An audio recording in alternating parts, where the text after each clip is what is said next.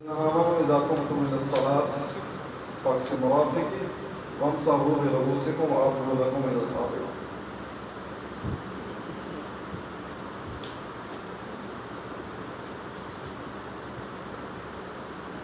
اللہ تعالیٰ قرآن کریم میں ارشاد فرماتے ہیں کہ اے ایمان والو، جب تم نماز کے لیے کھڑے ہو جاؤ تو اذا قمتم الى الصلاة فاغسلوا وجوہکم وایدیکم، اپنے ہاتھوں کو، اپنے چہروں کو دھو، اپنے ہاتھوں کو دھو کوہنیوں تک، اپنے سر کا مسح کرو اور اپنے پاؤں کو دھو۔ یعنی یہ وضو کا طریقہ، اور وضو جو ہے یہ نماز کے لیے شرط ہے۔ وضو کیا ہے؟ نماز کے لیے شرط ہے۔ نماز کے لیے شرط ہے۔ نماز اس وقت تک نہیں مکمل ہوگی، اس وقت تک قبول نہیں ہوگی جب تک انسان باوضو نہیں ہوگا۔ اچھا، اس کی فضیلت میں بہت سی روایات ہیں۔ ایک حدیث میں آتا ہے، نبی صلی اللہ علیہ وسلم ارشاد فرماتے ہیں کہ جب بندہ وضو کے لیے کلی کرتا ہے تو اس کے منہ سے گناہ جتنے بھی ہوتے ہیں وہ نکل جاتے ہیں۔ ناک میں پانی ڈالتا ہے تو ناک کے گناہ، منہ دھوتا ہے تو منہ کے جتنے بھی گناہ ہوتے ہیں وہ دھل جاتے ہیں، حتیٰ کہ حدیث میں آتا ہے آنکھوں کی پلکوں کے گناہ جو ہیں وہ بھی ساتھ گر جاتے ہیں۔ اور اسی طرح جب ہاتھ دھوتا ہے کونیوں تک تو نبی صلی اللہ علیہ وسلم فرماتے ہیں کہ ہاتھ کے گناہ اور ساتھ جو ناخنوں کے اندر گناہ چھپے ہیں اللہ تعالیٰ وہ بھی صاف کر دیتے ہیں۔ تو اسی طرح پاؤں، یعنی پورے جسم کی صفائی کے لیے وضو ایک اہم چیز ہے۔ یعنی احادیث میں اس کا بڑا مقام ہے، تو اس لیے اس کی فضیلت بڑی ہے اور یہ اہمیت کے بھی۔ تو ہم نے پڑھنا ہے فضیلت، اس میں فرائض کون سے ہیں، سنن کون سے ہیں، سنتیں، فرائض کے وضو کے فرائض کون سے ہیں، سنتیں کون سے ہیں، اس کی نواقض کہتے ہیں کہ جس چیز سے وضو ٹوٹ جاتا ہے، اس کے بارے میں آج ہم نے پڑھنا ہے انشاءاللہ۔ تو فضیلت آپ نے سن لی، اس کے بعد فرائض۔ وضو کے فرائض 1 2 3 4 5 6، بعض کہتے ہیں قرآن میں 4 ہیں تو 4 ہی، بعض اہل علم کے نزدیک وضو کے 4 فرائض ہیں، کیونکہ وہ کہتے ہیں قرآن میں 4 فرائض ہیں تو 4 ہی ہیں کہ بندہ جب نماز کے لیے کھڑا ہونا ہے تو کیا کرنا ہے، اپنا چہرہ دھونا ہے، کونیوں تک دھونے ہیں، سر کا مسح کرنا ہے، پاؤں دھونا، یہ 4 ہیں۔ لیکن دوسرے اہل علم کہتے ہیں نہیں، نیت بھی ضروری ہے، یہ بھی فرض ہے۔ یعنی امام شافعی رحمہ اللہ اور کچھ علماء اسکالرز کا یہ کہنا ہے کہ نیت بھی فرض ہے۔ دوسرے کہتے ہیں کہ ہم جا رہے تھے، بارش ہو گئی، وضو کے اعضاء گیلے ہو گئے تو آپ کو وضو ہو گیا۔ لیکن دوسرے جو اہل علم کہتے ہیں یہ فرض ہے، وہ کہتے ہیں انما الاعمال بالنیات، اللہ کے نبی فرماتے ہیں اعمال کا دار و مدار نیت پر ہے۔ جیسی نیت ہوگی پھر ہی اس کے بعد، جب نیت ہی نہیں تھی وضو کی تو وضو کیسے ہو گیا؟ تو اس لیے میں بھی یہی مناسب سمجھتا ہوں کہ نیت جو ہے وہ ضروری ہے، آدمی نیت کرے، اور نیت کے لیے کوئی اسپیسیفک الفاظ نہیں ہے، نماز کی ہو یا روزے کی ہو یا اسی طرح وضو کی ہو، کوئی اسپیسیفک الفاظ نیت کے نہیں ہیں۔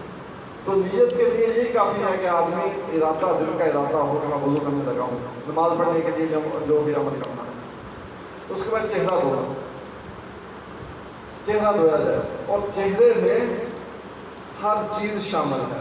یعنی چہرے میں یہ پورا چہرہ ہے نا، اس میں کلی کرنا بھی ہے، اس میں ناک میں پانی ڈالنا بھی ہے۔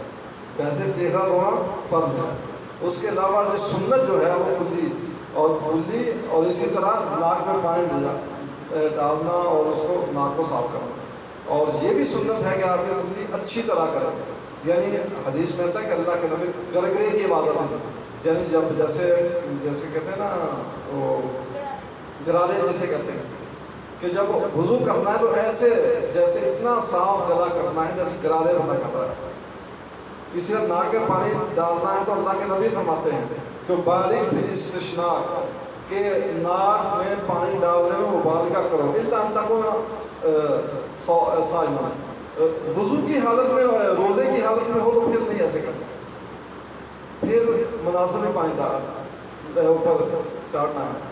ویسے عام روٹین میں جتنا آپ پانی کھینچ سکتے ہیں کھینچ لیں, اور دائیں ہاتھ سے کھینچنا ہے اور بائیں ہاتھ سے اس کو صاف کرنا ہے, ٹھیک ہے, یہ بھی سنت ہے.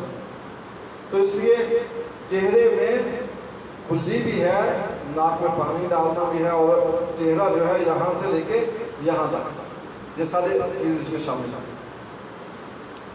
اس کے بعد بازو دھونا ہے یہاں تک, یعنی کوہنیوں تک, یعنی یہ کوہنی بھی اس میں شامل ہے, یعنی اس سے آگے آگے تک. یہ نہیں ہے کہ بندے کے لیے جو ہے وہ خشک رہے, یہ بھی شامل ہے یہاں تک. اس کے بعد سر کا مسح کرنا ہے, اور سر کے مسح میں اگرچہ اختلاف ہے, علماء کہتے ہیں کہ بعض کہتے ہیں کہ آپ اتنا کافی ہے, لیکن سنت سے جو ہمیں ملتا ہے کہ نبی صلی اللہ علیہ وسلم یہاں سے شروع کرتے تھے, یہاں تک لے کے جاتے تھے, پیچھے تک, یعنی گردن کی گدی تک, پھر اس سے واپس لے کے آتے تھے یہاں تک. تو پھر جو یہ اس کے لیے الگ پانی بھی لے سکتے ہیں, اور اگر یہ پہلے نہیں کی تو اسی پانی سے آپ وضو کر سکتے ہیں. یعنی کان کا مسح کیسے کرنا ہے کہ اس انگلی سے تو کان کے اندر یہ سارا جتنے بھی چیزیں ہیں جو یہ کھلیے بنے ہوئے ہیں ان کو بھی, اور ساتھ جو یہ پیچھے بچا ہے اس کو ایسے کان کے بیک پہ لے کے تو یہاں تک, یعنی پورے کان کی صفائی میں. تو سنت سے یہی ثابت ہے. اس کے بعد پاؤں دھونا, سر کا مسح کرنا ہے, اور اگر ٹوپی ہے, امامہ ہے, تو امامے کے لیے حدیث میں آتا ہے کہ ہم یہاں سے امامے کے اوپر, یہ عام ٹوپی نہیں, یہ تو اتار سکتے ہیں, امامہ جو ہے وہ باندھنا مشکل ہوتا ہے اور جو بڑا ہے, تو اس کے لیے ہم یہاں سے کر سکتے ہیں اس اماموں کے اوپر, اور جیسے یعنی ایسے بھی آپ کا مسح ہو جائے گا, امامہ اتارنے کی ضرورت نہیں. لیکن ٹوپی وغیرہ ہو یا عام پہنتے ہیں اس کو اتارنا چاہیے. اس کا پاؤں دھونا ہے, اور پاؤں کو اچھی طرح دھونا ہے. اس کے بعد ترتیب, اہل علم کا ایک یعنی کہ وہ جیسے کہتے ہیں نیت ضروری ہے, وہ کہتے ہیں ترتیب بھی ضروری ہے. یہ نہیں ہے کہ پہلے آدمی آئے اور بازو دھونا شروع کر دے, بعد میں منہ دھونا شروع کر دے, بعد میں پاؤں دھو دے, اور بعد میں مسح کر دے. میرا نہیں, وضو میں ترتیب ضروری ہے, جیسے نبی صلی اللہ علیہ وسلم سے ملتا ہے ویسے ہی کرنا. تو فرائض کتنے ہیں؟ نیت, چہرہ دھونا, بازو دھونا, سر کا مسح, پاؤں دھونا. اس میں تو کوئی اختلاف نہیں کسی کا, ان چار میں تو کسی کا اختلاف نہیں. ان دونوں میں اختلاف ہے, بعض کہتے ہیں یہ ہے کہ نہیں ہے, لیکن بہتر یہی ہے کہ اس کو بھی ایک اہم حصہ ہے. یہ اس کے بعد سنتیں, سنت میں آتا ہے بسم اللہ پڑھنا. اب یہ بھی اختلاف ہے کہ بسم اللہ پوری پڑھنی چاہیے کہ مکمل پڑھنی چاہیے. تو جو ہمیں حدیث سے پتہ چلتا ہے کہ بسم اللہ اگر ہم پڑھ لیں گے تو ہم پر کوئی فتویٰ نہیں لگ سکتا, لیکن یہ قرآن کے لیے ہے بسم اللہ الرحمن الرحیم مکمل. ویسے آپ دیکھ لیں, داڑھی کا خلال کرنا, انگلیوں کا خلال کرنا, 3 مرتبہ دھونا, 1 دفعہ 2 دفعہ بھی دھو سکتے ہیں, یہ سنتیں ہو رہی ہیں. فرائض پیچھے ہم نے پڑھ لیے ہیں 6. اس کے بعد سنتیں ہم نے پہلے بسم اللہ پڑھنا وہ 5 پہلے پڑھ لی ہیں. اس کے بعد یہ 3 مرتبہ دھونا, اور دائیں میں پہلے کرنا, دائیں طرف سے شروع کرنا.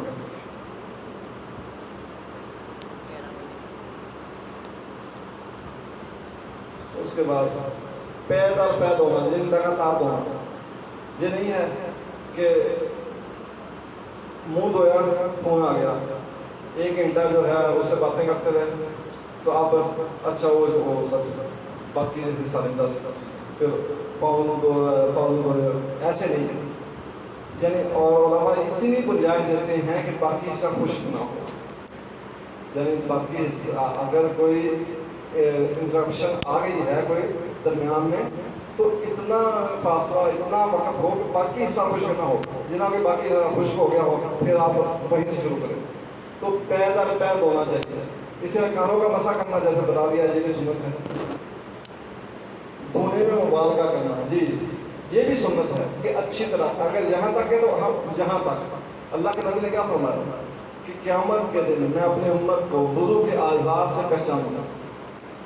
وضو کے اعضاء چمکتے ہوں گے, تو جو اپنی چمک کو بڑھانا چاہتا ہے بڑھا لے. یعنی وضو یہاں تک سنت ہے, آپ کر سکتے ہیں مکمل, اب یہاں تک کریں.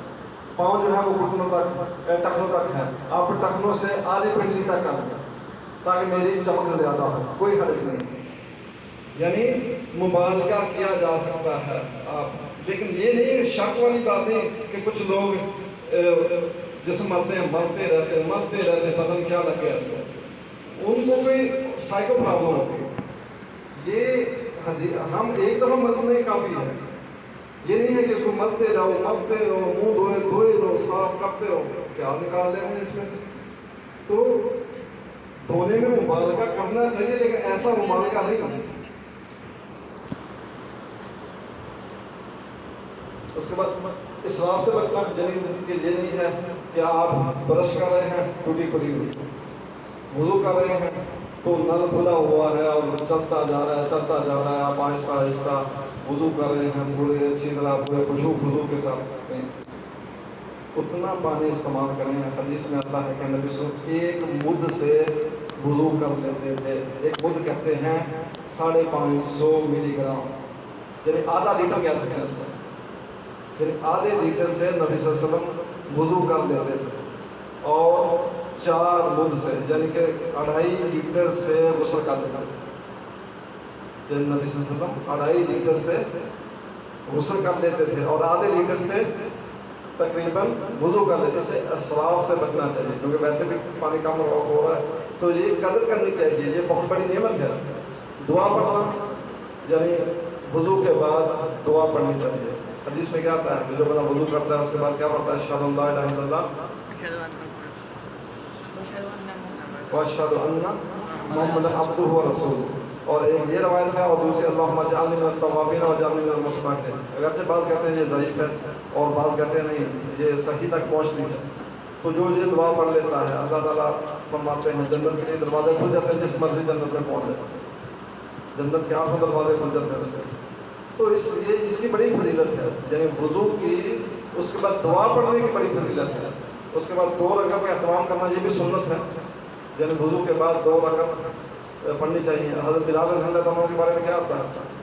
آپ نے فرمایا تم بلال کون سا عمل کرتے ہو کہ جنت میں نے تمہارے قدموں کی آواز سنی ہے، تو وہ کہتے ہیں یا رسول اللہ خاص عمل تو نہیں ہے، ہاں ایک عمل کرتا ہوں جب بھی وضو کرتا ہوں اور اس کے بعد 2 نفل ضرور پڑھتا ہوں، تو اللہ تعالیٰ کے نبی فرماتے ہیں ہاں اسی وجہ سے شاید اللہ نے تمہیں یہ مقام عطا کیا، تو اس لیے اگر وقت ہو تو ضرور وضو کے بعد جو ہے وہ 2 نفل پڑھنے چاہیے، جیسے تحیۃ الوضو کہتے ہیں۔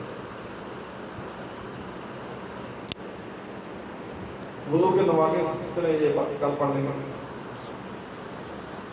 آج صرف ہم سنتیں، فرائض کتنے پڑھے ہیں اور سنتیں کتنے پڑھے ہیں اس کو ریوائز کر لیں گے دفعہ۔ 3 سنتیں یہ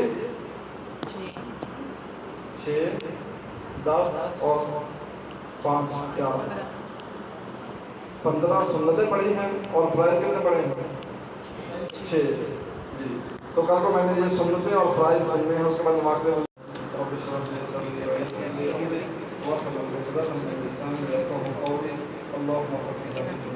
ماشاء اللہ تمام طلباء نے بہت اچھی ایفرٹ کی تھی۔ وضو کے فرائض کون پڑھے تھے؟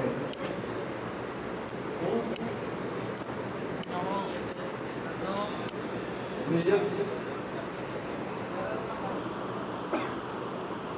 انگلیوں کا قلع 3 مرتبہ دھونا، دائیں میں پہل کرنا، پیر در پیر دھونا، کانوں کا مسح کرنا اور دھونے میں مبالغہ کرنا۔ کیا مطلب دھونے میں مبالغہ کرنا؟ کون بتائے گا؟ جی درمیان والے لوگ خاموش ہیں، آپ بات آپ بتاؤ کیا پیشانی کے اور ان کے وضو کے اعضاء کی چمک کی وجہ سے پہچانوں گا، اور جو اپنی چمک بڑھانا چاہتا ہے بڑھا لے، یعنی جہاں تک ہے تو یہاں تک کرنا، اس لیے ٹخنوں تک ہے تو ٹخنوں سے تھوڑا سا اونچا آدھی پنڈلی تک دھو سکتے ہیں، تو یہ ہے کہ دھونے میں مبالغہ کیا جا سکتا ہے، اسراف نہیں کرنا، مبالغہ کر سکتے ہیں۔ اب اس کا مطلب ہم نہانے لگ جائیں کہ مبالغہ ہو رہا ہے، تو دعا پڑھنا، 2 رکعت کا اہتمام کرنا۔ جی آج ہمیں پڑھنا ہے وضو کے نواقص، جس وجہ سے وضو ٹوٹ جاتا ہے، پیشاب اور پخانا، یعنی ایک قاعدہ ذہن میں رکھیں کہ ما خرج من سبیلین، جو بھی دونوں راستوں سے خارج ہو جائے، پیشاب ہے، قطرے ہیں، کوئی ہوا ہے، واٹر، جو بھی دونوں راستوں سے شرمگاہوں سے خارج ہو جائے، وضو فرض ہو جاتا ہے۔ جن کچھ بھی ہو، ہوا ہو یا یعنی ہوا خارج ہو، پیشاب خانہ ہو، بدی مزی منی ہو، جو بھی ہو، ان میں سے کسی پر غسل بھی ہے۔ ان 1 2 3 4 5 6 چیزوں میں سے کسی پر غسل ہے؟ یہ لاسٹ والے پر منی پر غسل ہے، باقیوں میں وضو ہے، یعنی بدی اور مزی پر بھی وضو ہی ہے، منی پہ غسل ہے جی۔ تو پیشاب یعنی یہ جب یہ قانون ذہن میں رہے گا نا کہ جو بھی نکلے، لیکن بعض دفعہ شک ہو جاتا ہے کہ مطلب شک میں مبتلا ہوگا، بیٹا پیچھے آواز نہ آئے۔ جب بندے کو شک ہو کہ پتہ نہیں وضو، یعنی کہ بعض لوگ تھوڑے شک میں جا رہے ہیں کہ پیٹ میں گیس سی تھی، اب پتہ نہیں وضو رہا ہے کہ نہیں، تو اس کے لیے اس شک کو دور کرنے کے لیے اللہ کے نبی نے فرمایا کہ جب تک تمہیں کوئی اسمیل نہ آئے، جہاں تم آواز نہ سنو، تو اس وقت تک تم ٹینشن نہ لو، یعنی شک کو جب تک تمہیں پتہ چل جائے کہ یقین ہو جائے تو پھر وضو کرنا ہے۔ یہ نہیں ہے کہ بندہ جو ہے بس شک میں کہ میرے ہوا جو ہے وہ گزر رہی ہے پیٹ میں، مجھے لگتا ہے میرا وضو نہیں رہا، جا کے وضو شروع کر دو، پھر اور آواز شروع کر کے پھر وضو نہیں رہا کرے، پتہ نہیں رہا۔ تو ایسا معاملہ نہیں رکھنا۔ یہ دین جو ہے وہ یقین پہ قائم ہے۔ ہاں اگر یقین ہو گیا ہے کہ ہوا خارج ہو گئی ہے، جہاں کوئی اس طرح کا جہاں قطرے نکل آئے ہیں، تو پھر اسی وقت نماز چھوڑ دیں، خواہ قطروں کی صورت میں ہو، خواہ وہ ہوا کی صورت میں ہو، کسی صورت میں بھی ہو۔ اور بعض دفعہ ایسا ہوتا ہے کہ بندہ کھانستا ہے اور بزرگوں کے ایسے ہو جاتا ہے کہ وہ ان کی ہوا خارج ہو جاتی ہے، تو جہاں قطرے آ جاتے ہیں ایسے، تو اسی وقت جس حالت میں بھی ہیں آپ نماز چھوڑ دیں۔ یہ نہیں کہ ساتھ والا کیا کہے گا کہ ادھر وضو ٹوٹ گیا، ہم گناہ گار ہوں گے اگر نماز میں موجود رہیں گے۔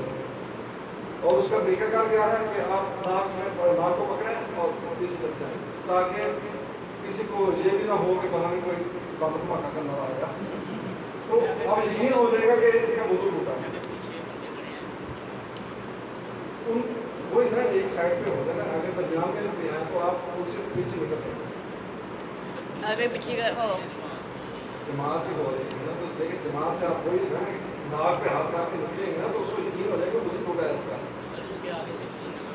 نہیں وہ اس میں نہیں ہے نا، کیونکہ یہ ضروری ہے، آپ وہاں پہ نہیں رہ سکتے نا، آپ جماعت کا حصہ نہیں ہے، آپ کا وضو نہیں رہا۔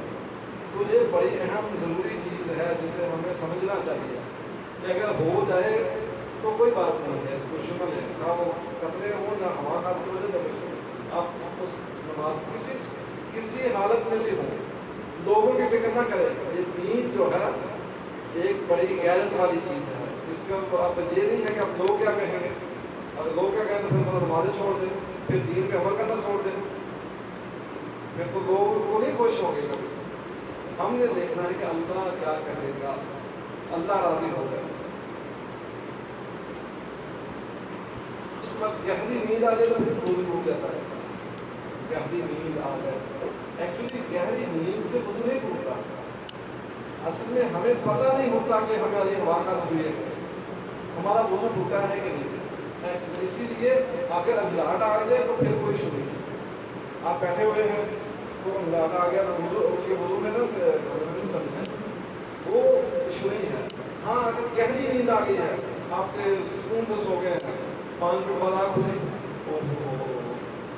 تو نماز شروع نہیں، پھر وضو کرنا۔ ہاں ویسے روٹین میں ویسے تو حدیث میں آتا ہے کہ صحابہ کرام رضی اللہ اجمعین کہتے ہیں کہ ہم عشاء کی نماز کا انتظار کر رہے ہوتے ہیں، اللہ کے نبی کا وہاں کی نماز کرائیں گے تو ہمارے سر جھک جاتے ہیں نیند سے، پھر وہاں ہم اٹھتے ہیں اور اٹھ کے نماز شروع کرتے ہیں، ہم وضو دوبارہ نہیں کرتے۔ تو اس لیے اس سے وضو نہیں ٹوٹتا اگر تھوڑا بہت انگلاہٹ آ جائے، لیکن اگر گہری نیند آ گئی تو پھر وضو ٹوٹے گا۔ اسے بے ہوشی بھی کوئی شکل نہیں کہ پتہ نہیں کیا کیفیت بنی تھی، وضو ٹوٹا ہے، رہا ہے نہیں رہا، تو مطلب بے ہوش ہو گیا تو پھر دوبارہ وضو کرے گا۔ اصل کوئی پیچھے جو ما خرج من سبیلین، جو دونوں رستوں سے نکلے گا، اسی شک کی وجہ سے شرمگاہ کو چھونا بغیر کپڑے کے، اگر شرمگاہ کو چھوئیں گے تو وضو دوبارہ کریں گے، ہاں اگر کپڑے کے ساتھ چھو سکتے ہیں اسے وضو نہیں چھوڑیں، لیکن احتیاط کرنا چاہیے۔ یہ آداب کے خلاف بڑا برا لگتا ہے کہ کئیوں کو عادت ہوتی ہے کہ ان کو خارش ہی ہوئی رہتی ہے، تو یہ طریقہ غلط ہے۔ ہاں وضو نہیں ٹوٹے گا لیکن آداب اچھے ہوں گے، بندے کے بندہ خود اچھا نہیں لگتا، تو شرمگاہ کو چھونے سے اگر وضو کے یعنی کپڑے کے بغیر ہے تو پھر جو ہے وضو ہو جاتا ہے۔ بیوی کو چھونا اسے وضو ٹوٹتا نہیں ہے، بیوی سے چھونے سے مراد یہی ہے یعنی جو شادی شدہ ہے ان کے لیے یہی ہے کہ یعنی خطرہ نہ ہو کہ تمہیں کوئی قطرے آ جائے، خطرہ نہ ہو کہ تمہارا وضو نہ قائم رہے، اس وجہ سے۔ ویسے وضو نہیں ٹوٹتا، چھونے سے مراد ہاتھ لگانے سے وضو، جا کے وضو نہیں کرتے نا کہ بیوی ہاتھ لگا جاتا ہے جا کے وضو کرو، یعنی اس سے مراد یہ ہے کہ اتنے جذبات بندہ کنٹرول نہ رہے، تو اس وجہ سے بندہ اللہ کے نبی فرماتے ہیں کہ حضرت عائشہ فرماتی ہیں کہانا یقبل بعض النساء وهو صائم، اللہ کے نبی اپنے بعض بیوی کا غصہ دیتے اور روزے کی حالت میں ہوتے اور جا کے نماز پڑھتے، تو اس لیے ویسے کوئی ایشو نہیں ہے، لیکن خطرہ نہ ہو کہ بندے میں جو ہے وہ کپڑے خراب ہو سکتے ہیں، کوئی مسئلہ بن سکتا ہے، تو اس حالت کو چھونے سے مراد ہے۔ ویسے ہاتھ لگانے سے وضو نہیں ٹوٹتا، خون نکلنے سے وضو ہے، اس کا علماء کا اختلاف ہے، وہ کہتے ہیں کہ جو شہید ہے یا کوئی غازی ہے اس کا ایکسیپشنل کیس ہے، ویسے خون زیادہ نکلے تو وہ وضو دوبارہ کرے گا، جیسے وہ صحابی آتے ہیں نا نماز پڑھ رہے تھے اور ان کے تیر لگا، وہ غزوے میں تھے، وہ کہتے ہیں وہ ایکسیپشنل کیس ہے، یا شہید اس کا الگ مسئلہ ہے کہ اس کو غسل کی ضرورت نہیں ہے ویسے دفنا دو، تو ان کا الگ مسئلہ ہے۔ ویسے جو ہے خون زیادہ مقدار تھوڑا بہت نکلے تو کوئی ایشو نہیں ہے، یعنی اگر زیادہ بہنے والا ہو تو پھر وضو دوبارہ کیا جائے۔ اسی طرح اونٹ کا گوشت، اچھا اونٹ کا گوشت کھانے سے وضو نہیں ٹوٹتا، مسئلہ اس کا بھی وہی ہے کہ یہ وائی ہوتا ہے اور اس میں بھی ہوا خارج ہونے کا خطرہ ہوتا ہے، اس لیے علماء کہتے ہیں کہ اس کو بھی یعنی اونٹ کے گوشت کھانے کے بعد وضو کیا جائے دوبارہ۔